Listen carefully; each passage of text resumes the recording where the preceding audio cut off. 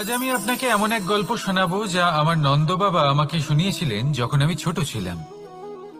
কাহিনী একজন সাধু আর একজন বিছের। একবার এক সাধু নদীর পাড়ে স্নান করছিলেন।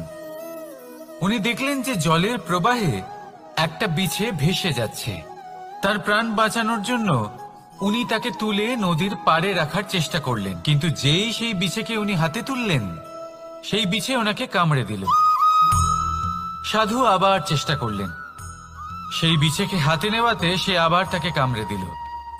আরো একবার চেষ্টা করাতে ওনার শিষ্য ওনাকে জিজ্ঞেস করল, এ আপনি কি করছেন গুরুদেব?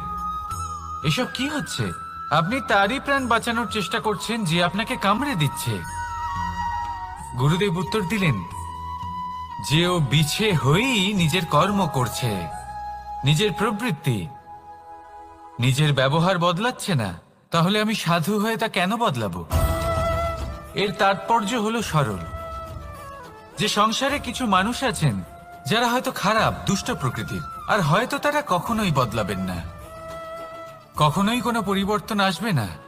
কিন্তু তার মানে এই নয় যে আমরা আমাদের কর্ম করা ছেড়ে দিই, আমরা আমাদের প্রচেষ্টা ছেড়ে দেব। আগে না, আমাদের তো করতেই হবে, কারণ ইতিহাস সাক্ষী আছে যে এই চেষ্টা এই সংসারের ধারাকেও বদলে দিতে পারে।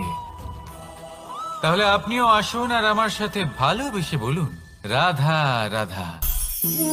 মানুষ জীবনে সবসময় শিখরে পৌঁছতে চায়, অনেক উঁচুতে উঠতে চায়, আর তার জন্য তারা কি না করে, পরিকল্পনা করে, ষড়যন্ত্র করে, প্রার্থনা করতে থাকে, আবার কারোর কাছে সাহায্যও চায়। কিন্তু এত কিছু করা সত্ত্বেও অনেক সময় মানুষ শিখরে পৌঁছতে পারে না।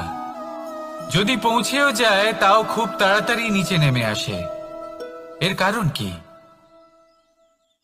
একটা উদাহরণ দিয়ে বোঝানো যাক। এই হলো ময়ূর পেখম, আর এই হলো পাথর। যদি এই পেখমকে হাওয়ায় ছুঁড়ে দিই তবে ও উড়তে থাকে, কিন্তু এই পাথর অতি শীঘ্রই মাটিতে নেমে আসে। এর কারণ কি? ভার। এই পাথর হলো ভারী, আর এই শিক্ষাই আমাদের গ্রহণ করতে হবে। ঠিক এইভাবেই যদি আমাদের মন দ্বন্দ্ব আর অহংকার দ্বারা পরিপূর্ণ হয়ে থাকে, তাহলে তা কখনোই শিখরে পৌঁছবে না। পৌঁছে গেলেও খুব শীঘ্রই মাটিতে নেমে আসবে। তাই এই মনকে হালকা করতে শিখুন, অহংকারকে, এই হিংসাকে ত্যাগ করুন। তারপর উঁচুতে উড়ে তো দেখুন কত উঁচুতে উড়তে পারবেন আপনি। আসুন আমার সাথে ভালোবেসে বলুন, রাধা রাধা। মানুষ এক অত্যন্ত বিচিত্র প্রাণী। পরিকল্পনা করে, ষড়যন্ত্র করে, প্রচেষ্টা করে, কাউকে পরাজিত করার চেষ্টাও করে। সাপকে একটা দড়ি মনে করে হাতে চেপে ধরার চেষ্টা করে, কিন্তু একটা কথা বুঝতেই পারে না, সময়ের এই সাপ, এটা হাতে চেপে ধরাই যায় না। আর আপনি যা করবেন তা আবার ফিরে আসবে আপনারই সামনে। দেখুন, এতে কিছুই যায় আসে না যে আপনি কুম্ভকারের পুত্র নাকি কৃষ্ণের পুত্র। যদি আপনি অনুচিত কর্ম করেন তাহলে আপনার সাথেও অনুচিতই হবে। অশুভ কর্ম করলে আপনার সাথেও অশুভই হবে। কুরু বংশ অত্যন্ত মহান বংশ ছিল। এই কুরু বংশ কি হলো তার সাথে? একটা গোটা বংশ বয়ে গেল, কারণ ওনাদের উদ্দেশ্য অশুভ ছিল। অন্যদিকে 5 জন বনবাসী পাণ্ডব মহাভারত বিজয়ী হলেন, কারণ তাদের উদ্দেশ্য শুভ ছিল। তাই মনে রাখবেন, শুভ অগ্নি প্রজ্বলিত করবেন, শুভ তাপ সঞ্চার হবে। অশুভ অগ্নি প্রজ্বলিত করবেন, নরকেই জ্বলতে হবে। তাহলে আসুন আর আমার সাথে ভালোবেসে বলুন, রাধা রাধা। মানুষ জীবনে সবসময় সুখ পেতে চান, কিন্তু এই সুখ, এটা আসলে কি? এই সুখের আসল রূপ কি? আমি বলি, সুখের আসলে 2টি রূপ হয়, বাহ্যিক সুখ, আত্মিক সুখ। আর এটা ঠিক তেমনই হয় যেরকম আমাদের শরীরের সাথে জড়িত ছায়া আর আমাদের শরীরের মধ্যে বসবাসকারী আত্মার। যদি ছায়ার কথা ভেবে দেখেন তাহলে বুঝতে পারবেন আমাদের শোবার সময় ভোরবেলা এই ছায়া অনেক বড় হয়ে যায়। যখন এই সূর্য মাথার ওপরে চলে আসে তার তাপ বেড়ে যায়, তখন এই ছায়া ছোট হয়ে যায়। আর যেই অন্ধকার নেমে আসে এই ছায়া আপনার সঙ্গ ত্যাগ করে। এরকমই হয় বাহ্যিক সুখ। আর এবার কথা বলি আমাদের শরীরের মধ্যে বসবাসকারী এই আত্মা। এই আত্মা কখনো আমাদের সঙ্গ ত্যাগ করে না, সব সময় আমাদের সাথে জড়িয়ে থাকে। এরকমই হয় আত্মিক সুখ, যা সব সময় আমাদের সাথে থাকে। আত্মিক সুখ কারোর সেবা করে, আত্মিক সুখ কাউকে সাহায্য করে, আত্মিক সুখ প্রেম বোধের, যা কখনো আমাদের সঙ্গ ত্যাগ করে না। সেখানে বাহ্যিক সুখ, যতক্ষণ আপনি সম্পন্ন কিছু মানুষ এবং সুবিধার সাথে আছে, এই বাহ্যিক সুখ আপনার সাথে থাকবে। সম্পন্নতা চলে গেলে, মানুষজন চলে গেলে, সুখ সুবিধা চলে গেলে বাহ্যিক সুখও চলে যায়। তাহলে এই আত্মিক সুখ খুঁজে নিন এবং সেই সুখের সাথেই বলুন রাধা রাধা। আপনি কখনো কোনো সাধারণ পাখি দেখেছেন? যেমন বাবুই। সে কি করে? সে কোনো গাছের ডালে নিজের বাসা বানায়। এবার সেইখানে বাসা বানানো সহজ ব্যাপার, কারণ সামগ্রী আশেপাশেই পাওয়া যায়। কিন্তু সমস্যা হলো আক্রমণ। কোনো সাপ বা অন্য কোনো পশু ওর বাসাতে ওর সন্তানদের উপর না আক্রমণ করে বসে, এই ভয়ে তার সব সময় থাকে। আর এটা সব থেকে কঠিন ব্যাপার এদের জন্য, নিজের বাসায় নিজের সন্তানদের সুরক্ষা। আর বাজ পাখি, যদি আমরা বাজের কথা বলি তাহলে তারা কি করে? বাজ পাখি কোনো উঁচু পাহাড়ের শিখরে, কোনো পাথরের খাঁজে নিজের বাসা তৈরি করে। এবার ওখানে বাসা বানানো একেবারেই সহজ ব্যাপার নয়, কারণ সামগ্রী আশেপাশে পাওয়া যায় না, দূর থেকে নিয়ে আসতে হয়। কিন্তু সেইখানে আক্রমণের ভয়ও কখনোই থাকে না। এইভাবে উচিত রূপে ও নিজের বাসা রক্ষা করতে পারে, নিজের সন্তানদের রক্ষা করতে পারে। এর সারমর্ম হলো এটাই, যদি সমস্যা বড় হয় তাহলে সমাধানও উচ্চমানের হওয়া উচিত। একটা বাজ পাখির মতো ভাবা আরম্ভ করে দিন। জীবনে যে কোনো সমস্যা ছোট মনে হবে। রাধা রাধা। জীবনে এমন কিছু কাজ রয়েছে যা আপনাকে একাই করতে হয়, আর এমন কিছু কাজ রয়েছে যা আপনাকে একসাথে মিলে করতে হয়, একজোট হয়ে, সঙ্গবদ্ধ হয়ে। এবার সঙ্গবদ্ধ বলতে কি বোঝাতে চাইছি? আমি তাদের কথা বলছি না যারা বাস্তবিকভাবে একে অপরের সাথে কাজ করেন। আমি তাদের কথা বলছি যারা একে অপরের থেকে দূরে থেকেও একে অপরকে বিশ্বাস করেন। আমি আগেও বলেছিলাম, সমস্ত বিশ্বের আশা বিশ্বাসেই বসবাস করে, তাই না? তাই যেখানে সমস্ত বিশ্ব আছে, সমস্ত সংসার আছে, সেইখানেই বিশ্বাস রয়েছে।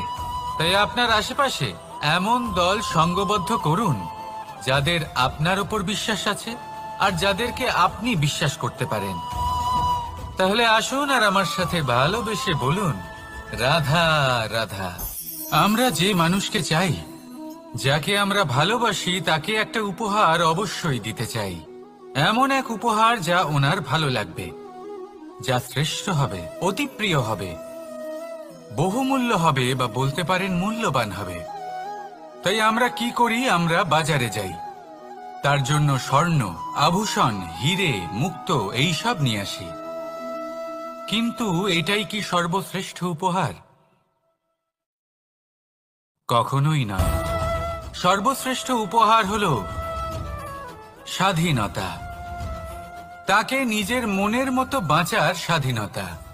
যদি আপনি কাউকে স্বাধীনতা না দিতে পারেন তাহলে সে কোথাও না কোথাও বন্দী হয়ে যায়, তার বিকাশ কোথাও না কোথাও আটকে যায়। কিন্তু যদি আপনি কাউকে স্বাধীনতা দিতে পারেন তাহলে আপনি দেখবেন ও সমস্ত সংসারকে, এই জীবনকে নিজের দৃষ্টিভঙ্গি দিয়ে দেখবে, বুঝবে যে কোনটা হলো উচিত আর কোনটা হলো অনুচিত। আর এটাই হলো সর্বশ্রেষ্ঠ। আর এবার যদি কাউকে স্বাধীনতার মাধ্যমে এত বড় একটা শক্তি দিতে পারেন তাহলে আপনি আমাকে বলুন, এর থেকে বড় উপহার আর কি হতে পারে? আসুন আর আমার সাথে ভালোবেসে বলুন, রাধা রাধা।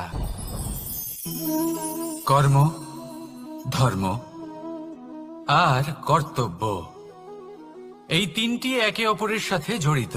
আর অনেক সময় এই তিনটি পালন করতে করতে আমাদের সেই ব্যক্তির সামনে গিয়ে দাঁড়াতে হয়, তার বিরুদ্ধেই যেতে হয়, যাকে আমরা সব থেকে বেশি ভালোবাসি। কিন্তু সেইখানে এই যুদ্ধ কোনো ব্যক্তিগত যুদ্ধ থাকে না। এ হলো কর্ম, ধর্ম আর কর্তব্যের যুদ্ধ। এটা সরল নয়, অত্যন্ত কঠিন হয় তার সম্মুখীন হওয়া যাকে আমরা সব থেকে বেশি সম্মান করি। কিন্তু আমাদের তো আমাদের ধর্মের পথে চলতেই হবে, কারণ আমরা কর্মবদ্ধ, কর্তব্যবদ্ধ, আর এটাই করা উচিত। শুধু এটুকু মনে রাখবেন, যদি আপনার উদ্দেশ্য শুভ হয়, আপনার ভাবনা শুভ হয়, আপনি যদি কর্ম, ধর্ম আর কর্তব্যের পথে অগ্রসর হন, তাহলে এই প্রক্রিয়াতে যদি আপনাকে আপনার আরাধ্যেরও সামনে দাঁড়াতে হয়, তাহলেও আপনার কোনো ক্ষতি হবে না। তাহলে আসুন আর আমার সাথে ভালোবেসে বলুন, রাধা রাধা। প্রেম এই সংসারে এসেছিল এই সংসারকে প্রেমের শিক্ষা দেওয়ার জন্য, এই জীবনের সুখের অনুভূতি আসলে কি তা শেখানোর জন্য। কিন্তু যদি সত্যি কথা বলি, তো আমি নিজেই প্রতিদিন প্রেমের নতুন নতুন স্বরূপ দেখতে পাই, প্রেমের একটা নতুন অনুভূতি প্রত্যেক নতুন দিনে। আর তার কারণ হলো এই প্রেম অনন্ত, এ হলো দৈব। প্রেম হলো এই সংসারের সব থেকে বড় ঢাল এবং সব থেকে বড় অস্ত্র। এই প্রেম ছাড়া একটা অনুভূতি হলো ক্রোধ। এই ক্রোধ আপনার বিবেকই হরণ করে নেয়, আপনার করুণা জীবন আছে আর না অন্ত। এবার যদি এই প্রেম মনের মধ্যে বাস করতে শুরু করে, তাহলে কখনো কোনো সমস্যাই হবে না। আর যদি হয়েও থাকে, তাহলে তা স্থায়ী হবে না। এই প্রেম কি না করতে পারে? এই প্রেম সমস্ত সমস্যা মিটিয়ে ফেলতে পারে, আপনার মনের মধ্যে অহংকারকেও বিনাশ করে দিতে পারে, আপনাকে সাক্ষাৎ ঈশ্বরের সাথে দেখা করাতে পারে। তাই প্রেমের দ্বারা প্রয়াস করতে থাকুন, এই সংসারের প্রত্যেক মানুষকে, প্রত্যেক বস্তুকে, প্রত্যেক জীব জন্তুকে ভালোবাসবেন। আর এই প্রেমের দ্বারাই বলুন, রাধা রাধা।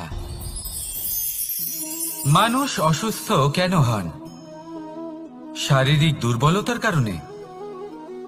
না, মানুষ অসুস্থ হন তার মানসিকতার কারণে, তার বিবেকের কারণে, তার কর্মের কারণে, তার ক্রোধের কারণে।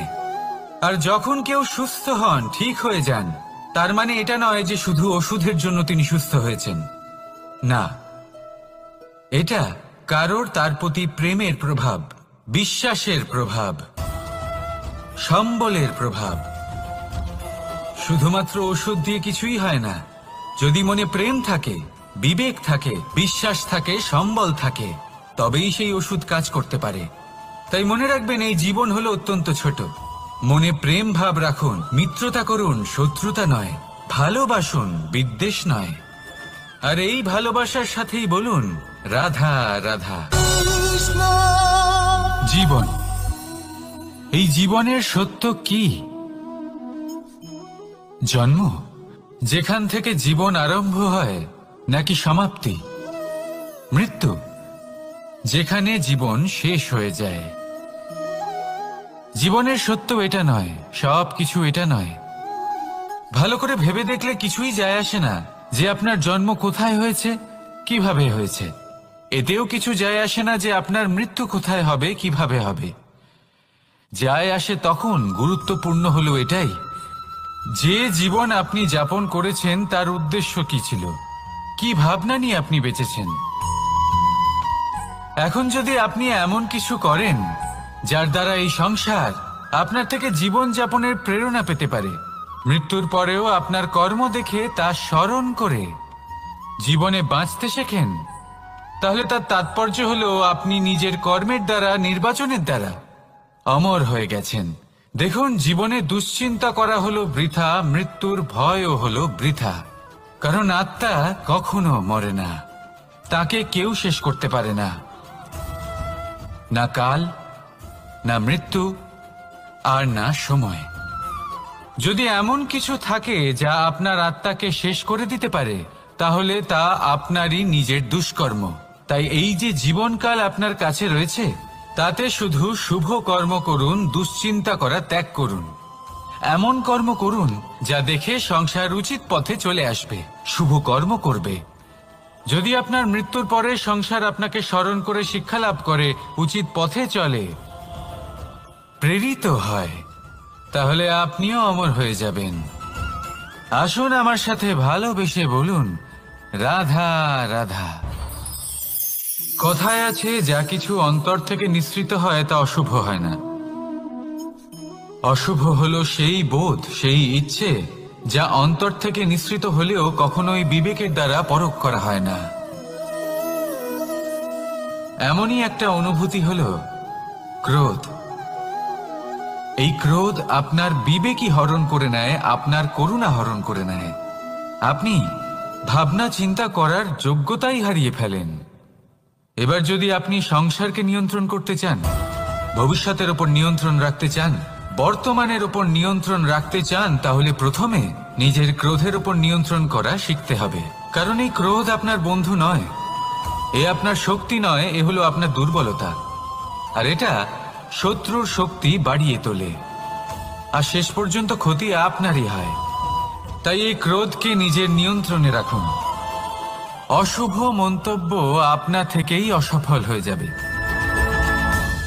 আসুন আমার সাথে ভালোবেসে বলুন, রাধা রাধা। প্রশান্তি জড়িত নিদ্রা।